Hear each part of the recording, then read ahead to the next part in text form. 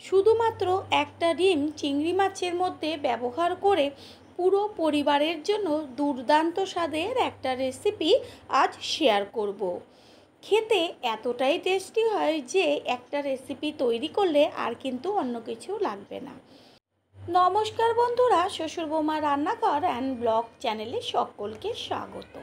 তাহলে রেসিপিটি দেখে নেওয়া যাক।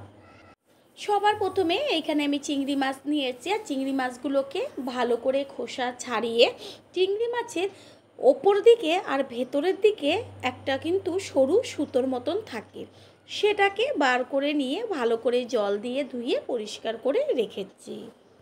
এক এক করে চিংড়ি মাছের মধ্যে আমি কিছু মশলা ব্যবহার করব, যেমন দিচ্ছি 1 চা চামচ জিরের গুঁড়ো, 1 চা চামচ লঙ্কার গুঁড়ো, পরিমাণ অনুযায়ী লবণ, আর কালারের জন্য ছোটো চামচের 1 চা চামচ হলুদ গুঁড়ো। এইখানে আমি ছোটো চামচের 1 চা চামচ রসুনের পেস্ট আর 1 চা চামচ আদার পেস্ট ব্যবহার করেছি, এটাই স্কিপ হয়ে গেছে। দিয়ে দিচ্ছি একটা ডিম ভেঙে নিয়ে সেটাকে। এবার সমস্ত কিছু একসাথে ভালো করে মেখে নেব। চিংড়ি মাছটা সমস্ত কিছু দিয়ে মেখে নিয়ে এসেছি। এবার বাইন্ডিংয়ের জন্য দিয়ে দিচ্ছি বড় চামচের 1 চা চামচ বেসন। বেসনটা দিয়ে ভালো করে মিশিয়ে নেব। চিংড়ি মাছটা সব কিছু দিয়ে মেখে নেওয়ার পরে কিন্তু রেখে দেওয়ার কোনো প্রয়োজন নেই রেস্টের জন্য। সাথে সাথেই কড়াই গরম করে নিয়ে গ্যাসের ওভেনে তারপরে এর মধ্যে দিয়ে দিচ্ছি সাদা তেল, আর তেলের মধ্যে বেশ একটা একটা করে চিংড়ি মাছ নিয়ে গরম তেলের মধ্যে সুন্দর করে সাজিয়ে দিয়ে দেব ভাজার জন্য। পুরনো বন্ধুদের সবসময় আমাদের পাশে এইভাবে ভালোবেসে সাপোর্ট করার জন্য অনেক অনেক ভালোবাসা।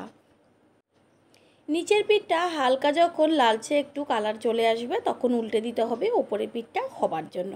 ঠিক এইভাবে এপিট ওপিট করে বেশ লাল লাল করে মাছগুলোকে ভেজে নেব। আর খেতে এতটাই টেস্টি হয়। চিংড়ি মাছগুলো কিন্তু কত সুন্দর ডিমের বড়ার মতন ফুলে উঠেছে, আর বেশ দুটো দিকের কালারও সুন্দর এসছে। ভাজা হয়ে গেছে, এবার তেল ছেঁকে চিংড়ি মাছগুলোকে তুলে নেব।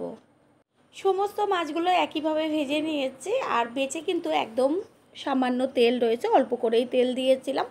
এবার দিয়ে দিচ্ছি সর্ষের তেল একদম অল্প করে।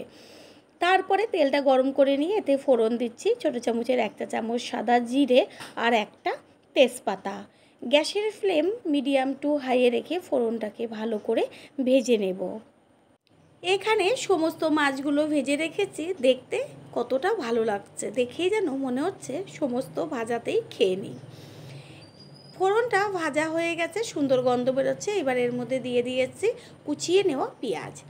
এখানে আমি মাঝারি সাইজের 2টো পেঁয়াজ ব্যবহার করেছি। পেঁয়াজটাকে বেশ লাল লাল করে ভেজে নেব। কালারের জন্য পেঁয়াজের মধ্যে দিয়ে দেব আমি এইখানে ছোটো চামচের 1 চা চামচ লঙ্কার গুঁড়ো, 1/2 চা চামচ হলুদ গুঁড়ো, আর হচ্ছে পরিমাণ অনুযায়ী লবণ। লবণটা দেওয়াতে পেঁয়াজটা তাড়াতাড়ি মজে যাবে। সমস্ত কিছু ভালো করে পেঁয়াজের সাথে নেড়েচেড়ে নেব। চিংড়ি মাছটা যখন ম্যারিনেট করবেন তখন কিন্তু অবশ্যই আদা আর রসুনের পেস্টটা ব্যবহার করবেন। পেঁয়াজ ভালোভাবে লাল করে ভেজে নেওয়া হয়ে গেছে। এবার এর মধ্যে দিচ্ছি বড় চামচের 1 চা চামচ আদার পেস্ট, 1 চা চামচ রসুনের পেস্ট। আদা আর রসুনের পেস্ট পেঁয়াজের সাথে নেড়েচেড়ে নিয়ে হালকা করে ভেজে নিতে হবে। তেলের থেকে আদা রসুনের যখন সুন্দর একটা ফ্লেভার আসবে তখন এর মধ্যে দিয়ে দেব বড় সাইজের একটা টমেটো কুচিয়ে রেখেছিলাম, সেই টমেটো। মশলাটা যেন পুড়ে না যায় সেই কারণে এর মধ্যে সামান্য একটু জল দেব ছোটো চামচের 1 চা চামচ ধনের গুঁড়ো, 1 চা চামচ জিরের গুঁড়ো। এবার মশলাটাকে বেশ ভালো করে কষিয়ে নিতে হবে। আর চট জলদি যদি দুর্দান্ত স্বাদের একটা রেসিপি তৈরি করতে হয় তাহলে অবশ্যই এই রেসিপিটা চিংড়ি মাছের ট্রাই করবেন। আশা করি ভীষণ ভালো লাগবে। টমেটোর টুকরোগুলো একদম মজে গেছে, সেই কারণে খুন্তি দিয়ে মশলার সাথে একটু মিশিয়ে নেব। মশলার সাথে টমেটো কিন্তু একদম মেল্ট হয়ে গেছে আর সুন্দর তেল ছাড়তে শুরু করেছে। এবার এর মধ্যে যেহেতু মশলাটা কষানো হয়ে গেছে, সুন্দর একটা ফ্লেভার বের হচ্ছে, ঠিক এই সময়ে দিয়ে দেব যে চিংড়ি মাছগুলো ভেজে রেখেছিলাম সেই মাছটা দিয়ে মশলার সাথে মাছটাকে একটু 2 থেকে 3 মিনিট কষিয়ে নেব। 2-3 মিনিট বাদে গ্যাসের ফ্লেম হাই করে দিয়ে এর মধ্যে আমি দিয়ে দিচ্ছি দুধ। আপনারা চাইলে জল ব্যবহার করতে পারেন, তবে দুধ দিয়ে যদি রেসিপিটা করা হয় স্বাদ হবে দুর্দান্ত। তার জন্য আমি রিকোয়েস্ট করব অবশ্যই দুধই ব্যবহার করবেন।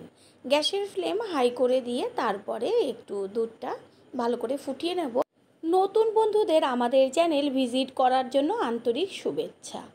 আমাদের রেসিপিগুলো যদি ভালো লেগে থাকে সাবস্ক্রাইব করে দেওয়ার অনুরোধ রইল ও পাশে থাকা বেল আইকনে ক্লিক করলে পরবর্তী ভিডিওগুলো সবার আগে আপনাদের কাছে পৌঁছে যাবে। মাছটা ভালো মতো হবার জন্য একটু ঢেকে রেখেছিলাম, আর ঢাকনাটা সরিয়ে দিয়ে তারপরে ওপর নিচ করে সম্পূর্ণটা মিশিয়ে নেব। এটা কিন্তু পাতলা ঝোল হবে না, মাখা মাখা হবে, বেশ সামান্য একটু গ্রেভি থাকবে। আর এই সামান্য গ্রেভি দিয়েই কিন্তু এক থালা ভাত খেয়ে নেওয়া যাবে। দিয়ে দিয়েছি ছোটো চামচের 1 চা চামচ গরম মশলার গুঁড়ো আর 1 চা চামচ গাওয়া ঘি আর গরম মশলার গুঁড়োটা দিয়ে মিশিয়ে নিয়ে গ্যাসটা অফ করে দিয়ে অবজার্ভের জন্য একটু ঢাকনা দিয়ে ঢেকে রাখবো। কিছুক্ষণ বাদে ফিরে এসে কড়াইয়ের ঢাকনাটা সরিয়ে দিয়ে লুকটা দেখিয়ে দিচ্ছি যে কত সুন্দর এসেছে। এবার একটা প্লেটে সার্ভ করে দেব। তৈরি হয়ে গেল আজকের রেসিপি। আশা করি রেসিপিটি ভালো লাগলো। আর যদি ভালো লেগে থাকে একটা লাইক, কমেন্ট, পারলে একটা শেয়ার করে অবশ্যই জানাবেন। আপনাদের দেওয়া একটা লাইক ও একটা শেয়ার কিন্তু আমাদের কাছে অনেক অনেক গুরুত্বপূর্ণ, তাই কেউ একটা লাইক ও একটা শেয়ার করতে একদমই ভুলবেন না। আমার এই রেসিপিটি যদি কেউ ফেসবুক থেকে দেখে থাকেন ফলো করে পাশে থাকার অনুরোধ রইল। All friend, thanks for watching my video. আপনারা সকলে ভালো থাকবেন, সুস্থ থাকবেন। আবারও দেখা হবে অন্য কোনো রেসিপির এপিসোডে।